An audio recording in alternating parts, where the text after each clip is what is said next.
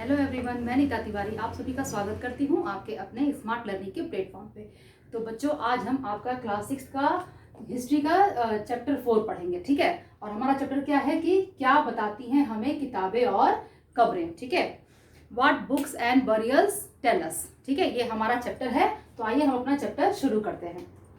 सबसे पहले टॉपिक में है ना, मैंने जैसे आपको बताया था कि हम लोग बिल्कुल छोटे छोटे पार्ट्स में डिवाइड करके पूरे चैप्टर को समझेंगे। ठीक है ना, तो चलिए शुरू करते हैं। देखिए, दुनिया के प्राचीनतम ग्रंथों में एक, ठीक है, सबसे पुराना ग्रंथ कौन सा है? जो वेद है वो कौन सा है? ऋग्वेद है। ठीक है ना, सबसे पुराना वेद ऋग्वेद है, जिसकी रचना लगभग 3500 साल पहले हुई। ठीक है, सबसे पुराना वेद अगर आपसे पूछा जाए तो आप क्या बताएंगे? ऋग्वेद। ठीक है, और इसकी रचना कब हुई? लगभग 3500 साल पहले। ठीक है, इसमें 1028 प्रार्थनाएं हैं। ठीक है, इसमें कितने प्रार्थनाएं हैं? 1028 प्रार्थनाएं हैं, जिन्हें कि सूक्त कहा जाता है। ठीक है, क्या कहा जाता है? सूक्त कहा जाता है। ठीक है, सूक्त का क्या मतलब होता है? इसका मतलब होता है अच्छी तरह से बोला गया। ठीक है, सूक्त का क्या मतलब होता है? अच्छी तरह से बोला गया। ठीक है, तो याद रखिएगा कि इसमें कितनी प्रार्थनाएं हैं? 1028। ठीक है, और इन्हें हम क्या कहते हैं? सूक्त कहते हैं। क्लियर? चलिए, अब देखिए, इसमें प्रमुख रूप से 3 देवताओं की मतलब बात की गई है। ठीक है, ऋग्वेद में प्रमुख रूप से 3 देवताओं की बात की गई है, जिसमें कि पहले हैं अग्नि। ठीक है, अग्नि जो आग के देवता हैं। ठीक है, दूसरे हैं इंद्र। ठीक है, ये कौन है? युद्ध का देवता। इंद्र को पुरंदर भी कहा जाता है। ठीक है ना, तो दूसरा एक हो गया आपका अग्नि, दूसरा हो गया इंद्र, और तीसरा है सोम। ठीक है, सोम क्या है? एक प्रकार का पौधा है, जिससे एक खास तरह का पेय पदार्थ बनाया जाता था। खास अवसर पर उसको मतलब पिया जाता था, यूज किया जाता था। ठीक है, तो आपका जो ऋग्वेद है, इसमें जो महत्वपूर्ण देवता हैं वो 3 हैं आपके। कौन कौन से हो गए? अग्नि हो गए, इंद्र हो गया, और सोम हो गया। ठीक है, क्लियर? चलिए आगे देखिए, ऋग्वेद की भाषा। ठीक है, अब देखिए, ऋग्वेद की जो भाषा है वो प्राक संस्कृत या वैदिक संस्कृत कहलाती है। ठीक है, आज की जो संस्कृत है, जो हम अभी जो संस्कृत पढ़ते हैं, उससे ये संस्कृत अलग है। इसे प्राक संस्कृत या वैदिक संस्कृत कहा जाता है। तो ऋग्वेद की जो भाषा है वो क्या है? वैदिक संस्कृत। ठीक है, या प्राक संस्कृत कहिए आप, या आप उसे वैदिक संस्कृत कहिए। क्लियर? चलिए देखिए, ऋग्वेद की पांडुलिपि का पन्ना, जो कि भुर्ज वृक्ष पर, मैं आपको पहले ही बता चुकी हूँ। ठीक है ना, तो भुर्ज वृक्ष की छाल पर लिखा हुआ है। कहाँ पाया गया? कश्मीर में पाया गया। ठीक है, और अभी ये कहाँ है? तो महाराष्ट्र के पुणे में एक लाइब्रेरी में इसको सुरक्षित रखा गया है। ठीक है, जो ऋग्वेद की जो पांडुलिपि है, यानी कि जो मैन्युस्क्रिप्ट है आपकी ऋग्वेद की, वो हमें कहां से प्राप्त हुई है?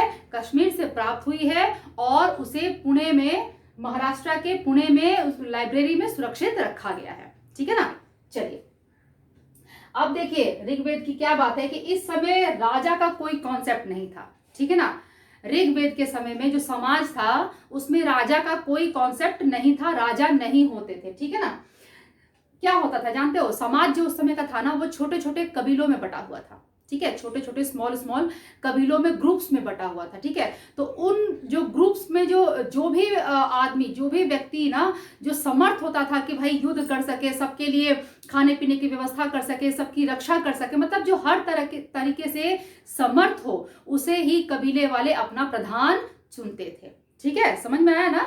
चलिए देखिए, इस समय राजा नहीं होते थे, और जो आदमी सभी प्रकार से समर्थ होता था उसे ही प्रधान सेवक बनाया जाता था, उसे ही प्रधान सेवक चुना जाता था। ठीक है, और कोई ऐसा नहीं था कि वंशानुगत परंपरा नहीं थी कि आज अगर मैं सेवक बन गई हूं, प्रधान सेवक, तो मेरे बाद मेरा पुत्र या पुत्री ही प्रधान सेवक बनेगा। ऐसा कोई कॉन्सेप्ट नहीं था, क्योंकि राजा का ही कॉन्सेप्ट नहीं था। ठीक है ना, अगर आज मैं समर्थ हूं तो मैं प्रधान सेवक हूं, कल को कोई और होता है तो वो प्रधान सेवक बनेगा। ठीक है, तो यहां तक सब कुछ क्लियर? चलिए अब हम इसके आगे देखते हैं। ठीक है, चलिए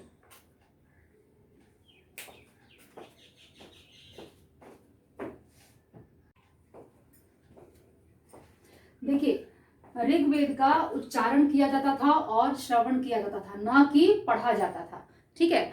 ऋग्वेद में जो सूक्त लिखे हैं, जो प्रार्थनाएं लिखी गई हैं, उनका उच्चारण किया जाता था और उनका श्रवण किया जाता था, उन्हें पढ़ा नहीं जाता था। यानी कि समझ लीजिए कि जैसे कि मैं आपको बोल रही हूँ, उच्चारण करके सब चीजें मैं लिख नहीं रही हूँ, ठीक है। आप समझ लीजिए कि इसको आप हटा दीजिए, समझ लीजिए कि यहाँ कुछ भी लिखा हुआ नहीं है, मैं आपको बता रही हूँ कुछ भी जो भी है, ठीक है, और आप सुन रहे हैं। तो इसी तरीके से जो है लर्निंग प्रोसेस जो था वो चलता था, ठीक है। मतलब कि मैंने आपको उच्चारण करके बताया, आपने सुना और सुन करके आपने सीखा, फिर आपने अपने स्टूडेंट्स को सिखाया।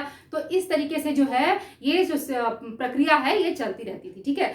पढ़ा नहीं जाता था, ठीक है, क्योंकि लिखने का कॉन्सेप्ट जो है वो बहुत बाद में आया, ठीक है ना। बाद में जो है उसे लिखा जाने लगा।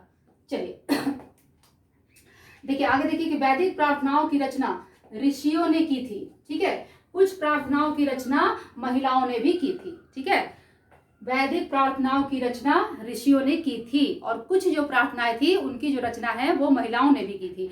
तो सीटेट वाले जो बच्चे हैं या जो भी टीचिंग एग्जाम वाले बच्चे हैं या नेट वाले बच्चे हैं, उनके लिए बहुत इंपॉर्टेंट है, क्योंकि ये बिल्कुल मैंने छोटे छोटे स्मॉल टॉपिक में लिखा हुआ है, ठीक है ना, ताकि आप आराम से इसे याद कर सकें। चलिए आगे देखिए, मवेशी, घोड़े और रथ, ठीक है। अब हम पढ़ेंगे मवेशी, घोड़े और रथ, ठीक है। ऋग्वेद में मवेशियों, ठीक है, ऋग्वेद में मवेशियों, बच्चों में भी खास करके पुत्रों, ठीक है, और घोड़ों के लिए अनेक प्रार्थनाएं हैं, ठीक है। जो प्रार्थनाएं ये लोग करते थे, ये ज्यादातर किसके लिए क्या करते थे? मवेशियों के लिए या जानवरों के लिए, ठीक है ना। मवेशियों मतलब कि जानवरों के लिए, बच्चों के लिए, बच्चों में भी खास कर किसके लिए? पुत्रों के लिए और घोड़ों के लिए, ठीक है। चलिए आगे देखिए, घोड़ों का क्या यूज था? तो घोड़ों को लड़ाई में रथ खींचने के काम में लाया जाता था, ठीक है। घोड़ों को लड़ाई में रथ खींचने के काम में लाया जाता था, ठीक है। लड़ाइयां किस लिए होती थी भाई? तो लड़ाइयां जो है वो जमीन के लिए होती थी। जमीन मतलब कि जो जानवर, जो मवेशी इन्होंने रखी थी, तो उसके लिए चारा चाहिए, तो इसके लिए इनको जमीन चाहिए, ठीक है ना। तो इसके लिए लड़ाइयां करते थे लोग। पानी के स्रोत के लिए लड़ाइयां करते थे, और बंदी जो होते हैं ना, जिनको मतलब आप जिसे जीत करके और बंदी बना के लाते हो ना, तो इनके लिए, ठीक है ना, बंदी बनाने के लिए, तो इसके लिए लड़ाइयां की जाती थी, ठीक है। लड़ाइयां जमीन के लिए की जाती थी, कुछ पानी के स्रोत के लिए की जाती थी, और लोगों को बंदी बनाने के लिए भी की जाती थी। बंदी बना करके लाते थे और अपना सेवक बनाकर रखते थे, ठीक है। चलिए, तो लड़ाइयां किस लिए की जाती थी आप समझ गए ना? जमीन के लिए, पानी के स्रोत के लिए और लोगों को बंदी बनाने के लिए। क्लियर?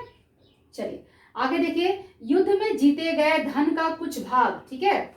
देखिए जो सीटेट वाले बच्चे हैं वो इसको ध्यान से देखिएगा, क्योंकि स्टेटमेंट के क्वेश्चन आपके ऐसे ही आते हैं, 4-5 ऐसे लिखे होंगे, सॉरी 5 नहीं होंगे, 4 ही लिखे होंगे, और उसमें से आपको बताना होगा। तो ठीक है, इसलिए बहुत ही ध्यान से देखिएगा कि युद्ध में जीते गए धन का कुछ भाग जो है वो सरदार रख लेता था, कुछ भाग जो है वो पुरोहित रख लेता था, और बाकी जो शेष बच जाता था वो आम जो लोग थे, आम जो जनता थी, उनमें डिस्ट्रीब्यूट कर दिया जाता था, बांट दिया जाता था, ठीक है। तो इस तरीके से जो भी ये धन लूट करके लाते थे उसको इस तरीके से ये लोग बांटते थे, ठीक है। 3 भाग में डिवाइड करते थे। एक भाग जो है वो अपना सरदार रखेगा, दूसरा भाग पुरोहित रखेगा, और तीसरे भाग को सभी लोगों में जो आम जनता थी उनमें बांट दिया जाता था, ठीक है। तो यहां तक सब कुछ क्लियर हो गया। तो अब हम इसके आगे देखते हैं कि आगे और क्या है, ठीक है। चलिए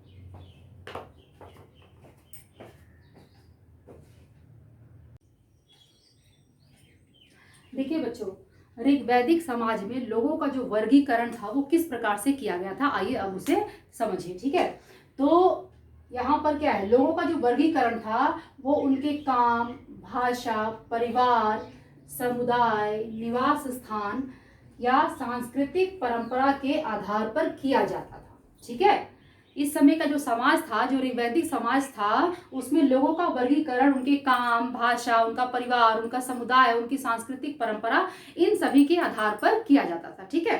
चलिए आगे देखिए, पुरोहित, ठीक है, पुरोहित जिन्हें हम कभी कभी ब्राह्मण भी कहते हैं, ठीक है ना, वो तरह तरह के यज्ञ और अनुष्ठान किया करते थे। पुरोहितों का क्या काम था? यज्ञ करना और अनुष्ठान करना। तो पुरोहित तरह तरह के यज्ञ और अनुष्ठान किया करते थे, ठीक है। चलिए राजा, ठीक है, ये ना तो बड़ी राजधानियों में रहते थे और ना ही महलों में रहते थे, ठीक है, क्योंकि राजा जैसा कोई कॉन्सेप्ट था नहीं। जैसा कि मैंने आपको बताया, जो भी समर्थ होता था वो सबका हेड होता था, ठीक है। तो वो ऐसा नहीं था कि वो किसी खास राजधानी में रहता था या बहुत बड़े महल में रहता था या उसके पास बहुत बड़ी सेना होती थी, ऐसा उसके पास ऐसा कुछ भी नहीं था, ठीक है।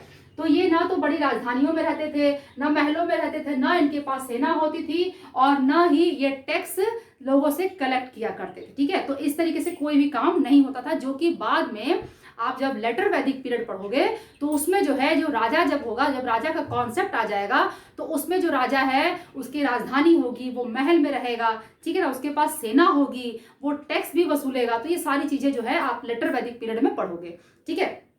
खैर चलिए आगे देखिए। राजा की मृत्यु के बाद उसका बेटा अपने आप ही शासक नहीं बन जाता था, ठीक है। जैसा कि मैंने आपको बताया कि वंशानुगत परंपरा नहीं थी, ठीक है। ऐसा नहीं था कि आज मैं राजा हूं तो कल मेरे मरने के बाद जो है मेरा पुत्र राजा बनेगा, ऐसी परंपरा नहीं थी, ठीक है ना। चलिए, जनता या पूरे समुदाय के लिए देखिए बहुत इंपॉर्टेंट है, जो भी टीचिंग एग्जाम्स वाले बच्चे हैं, नेट वाले, सीटेट वाले, केवीएस, एनवीएस, ईएमआरएस, जो भी है, ठीक है ना, ध्यान दीजिएगा कि जनता या पूरे समुदाय के लिए दो शब्दों का प्रयोग किया जाता था। कौन कौन से शब्द हैं? पहला था जन, ठीक है, जो जनता थी, जो समुदाय था, उनके लिए दो शब्दों का प्रयोग किया जाता था, एक तो जन और दूसरा विश्व या वैश्य, ठीक है। तो याद रखिएगा कौन कौन सा, जन, विश्व या वैश्य, तो दो शब्दों का प्रयोग किया जाता था, ठीक है ना। तो इसमें है आपका, एक हो गया जन और दूसरा हो गया विश्व या वैश्य। अब देखिए उसका उल्लेख भी हमें प्राप्त होता है, तो ऋग्वेद में विश्व और जनों के नाम मिलते हैं, ठीक है ना। ऋग्वेद में हमें विश्व और जनों के नाम भी मिलते हैं, उसका उल्लेख देखिए, उसका एग्जाम्पल देखिए, जैसे कि पुरुजन, ठीक है ना, पुरुजन या विश्व, भरत जन या विश्व और यदुजन या विश्व जैसे कई उल्लेख हमें मिलते हैं ऋग्वेद में, ठीक है। तो हमें इससे पता चलता है कि जो जनता या जो समुदाय है उसके लिए ऋग्वेद में जो समाज था, ऋग्वैदिक समाज था, उसमें दो शब्दों का प्रयोग किया जाता था, ठीक है ना। कौन कौन सा? एक तो जन किया जाता था और दूसरा विश्व या वैश्य, ठीक है।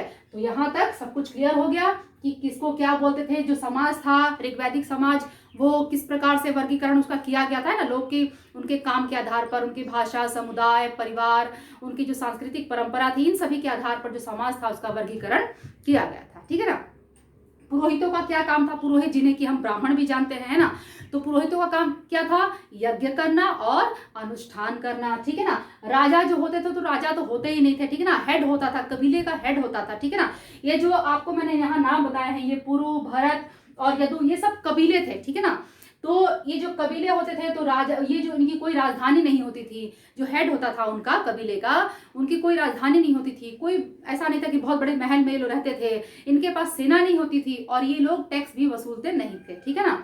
दूसरी बात हमने पढ़ा कि जनता और पूरे समुदाय के लिए जो है दो शब्दों का प्रयोग किया जाता था, पहला जन और दूसरा विश्व या वैश्य, ठीक है। तो यहाँ तक सब कुछ क्लियर हो गया। अब इसके आगे जो है हम आगे देखते हैं कि इसके आगे और क्या है, ठीक है ना। मैं तो सोच रही थी कि अभी यहीं पे खत्म कर दूं, लेकिन नहीं, चलिए अभी हम थोड़ा सा और पढ़ेंगे, ठीक है, उसके बाद ही हम इसको खत्म करेंगे, ठीक है। तो चलिए अब देखते हैं कि इसके आगे और क्या है।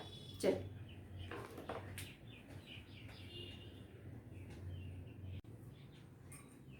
चलो अब आगे देखो और समझो। देखो, जिन लोगों ने इन प्रार्थनाओं की रचना की, ठीक है, जिन लोगों ने इन प्रार्थनाओं की रचना की, वे अपने आप को कभी कभी क्या कहते थे? आर्य कहते थे, ठीक है। क्या कहते थे ये लोग? अपने आप को आर्य कहते थे, ठीक है। और अपने विरोधियों को, जो ये आर्य अपने आप को आर्य कहते थे, ये अपने विरोधियों को दास या दस्यु कहते थे, ठीक है। अपने विरोधियों को दास या दस्यु कहते थे, ठीक है। अब भाई ये दास या दस्यु जो थे ये कौन थे? तो दस्यु जो थे ये लोग यज्ञ नहीं करते थे और शायद ये दूसरी भाषा भी बोलते थे, ठीक है, शायद ये दूसरी भाषा भी बोलते थे। दस्यु जो थे, दास या दस्यु, ये यज्ञ नहीं किया करते थे और शायद ये दूसरी भाषा भी बोला करते थे, ठीक है। बाद में जो ये दास शब्द है इसका प्रयोग किसके लिए होने लगा? गुलाम के लिए होने लगा, ठीक है। जो गुलाम हो गया उसके लिए दास शब्द का प्रयोग बाद में किया जाने लगा, ठीक है। पहले नहीं था लेकिन बाद में दास शब्द का जो मतलब है वो गुलाम हो गया, ठीक है। तो ये हो गया, यहाँ तक पूरा आपका खत्म हो गया। अब नेक्स्ट वीडियो में हम लोग महापाषाण कब्रें, ठीक है, नेक्स्ट वीडियो में हम क्या पढ़ेंगे? महापाषाण कब्रें पढ़ेंगे। आज के लिए बस बहुत हो गया, आज के लिए हम इतना ही पढ़ेंगे। अब आप लोग मेरे वीडियो को देखिए, वीडियो देखने के बाद आपको पसंद आ जाए तो वीडियो को लाइक कर दीजिए। मेरे चैनल को अगर अभी तक आपने सब्सक्राइब नहीं किया है या फिर आप मेरे चैनल पर न्यू हैं तो आप मेरे चैनल को सब्सक्राइब कर लीजिए। बेल आइकन को प्रेस करना बिल्कुल भी मत भूलिएगा और आप मेरे वीडियो को ज़्यादा से ज़्यादा शेयर करिए। और प्लीज़ आप लोग मुझे जो भी है, मेरे बच्चे, मेरे फ्रेंड्स, आप लोग मुझे कमेंट भी ज़रूर करिए, मुझे ज़रूर बताइए कि आपको मेरा वीडियो कैसा लगता है। या फिर आप मुझे इस कमेंट करके ये भी पूछ सकते हैं कि हाँ, जो भी मैं पढ़ाती हूँ आपको वो आपको समझ में नहीं आता, कुछ भी ऐसा रह जाता है जो आपको समझ में ना आए तो उसके लिए भी आप मुझे कमेंट करके पूछ सकते हैं, ठीक है। मैं आपको बता दूंगी उसको भी, ठीक है, आपको कमेंट में मैसेज करके ही बता दूंगी, ठीक है। अगर बहुत सारे टॉपिक्स नहीं होंगे, एक आध टॉपिक होंगे तो मैं आपको कमेंट करके ही बता दूंगी, लेकिन आप लोग प्लीज़ मुझे कमेंट करके ज़रूर बताइए कि आपको मेरा वीडियो कैसा लगता है। आप मुझे बताएंगे तो मुझे भी इससे बहुत ही मोटिवेशन मिलता है, ठीक है ना। तो प्लीज़ आप लोग मुझे कमेंट ज़रूर करिए और आप लोग मेरे वीडियो को ज़्यादा से ज़्यादा शेयर भी करिए। तो चलिए, अब आज के लिए इतना ही। अब आप लोग पढ़ते रहिए, अपना ख्याल रखिए, खुश रहिए, मुस्कुराते रहिए। हम अगले वीडियो में फिर मिलेंगे, तब तक के लिए बाय बाय।